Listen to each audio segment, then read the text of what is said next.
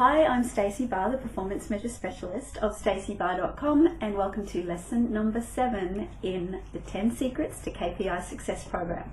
Lesson 7 is about why dashboards and performance reports so rarely contain the insights they really ought to. Yet another of the struggles that we have in performance measurement is that performance reports and dashboards tend to be cumbersome and boring and hard to navigate and really difficult to get the answers to our questions out of them. Now, there's a few reasons why that's the case.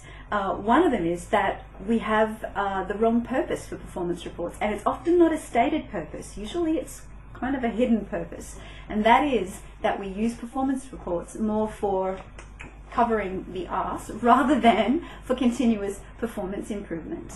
So the way they get designed is to answer all the wrong questions. They're there to include as much information as possible, to keep the monkey off our backs, or they are full of things that someone thought would be interesting for the audience, without necessarily giving good enough thought to what would be useful for the audience.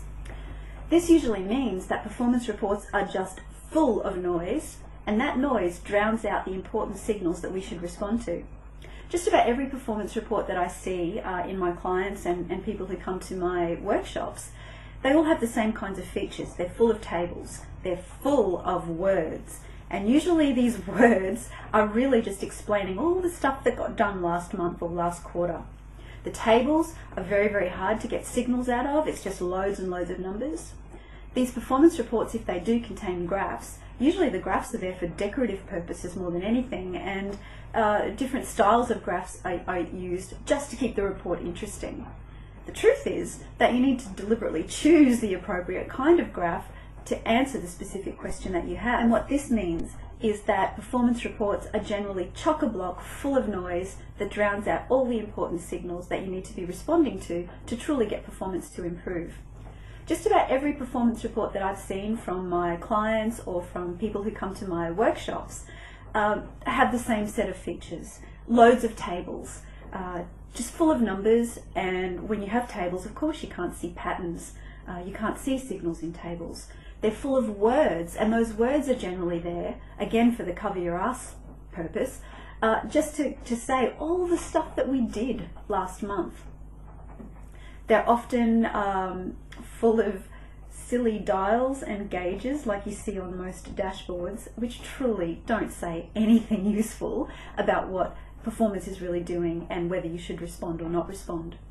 When graphs are used, often they're there for decorative purposes or to keep the report interesting, and not used deliberately to help the performance measure really tell its story. Every performance report really needs to answer 3 very important questions. The first question is, what is performance really doing? The second question is, why is it doing that? If you see a signal in your performance measure, you need to be able to look at information that helps you interpret that signal and understand what's causing it. And the third question a performance report needs to answer is, what should we be doing about this? So, a good performance report will have the performance measure, some supplementary analysis to interpret what's going on with that performance measure, and some recommendations that are based on the analysis so that the users of the report can make some useful decisions about how to improve performance. Now, in the PUMP methodology, we have a very specific performance report design approach that we use, and it makes sure that reports answer those 3 questions, but it also makes sure that reports are formatted really well, laid out in a way that's easy to navigate, and helps the signals jump right off the page and almost slap you in the face. So secret number 7 to KPI success is based on an old architectural adage, I think it is, that form follows function. In other words, the way something is designed in the context of the purpose that it needs to fulfill. And for a performance report, that means that the way the report's designed, whether it's a dashboard or a paper-based report, really needs to be designed in the context of the purpose of that report. And that means that the report has to answer the right questions, but it also has to highlight real signals in performance. Now, a useful activity for you to do at this stage is to take a performance report, perhaps it's one that you're involved in producing or one that you use yourself, and talk to some of the users of that report. Find out how much of the report they use.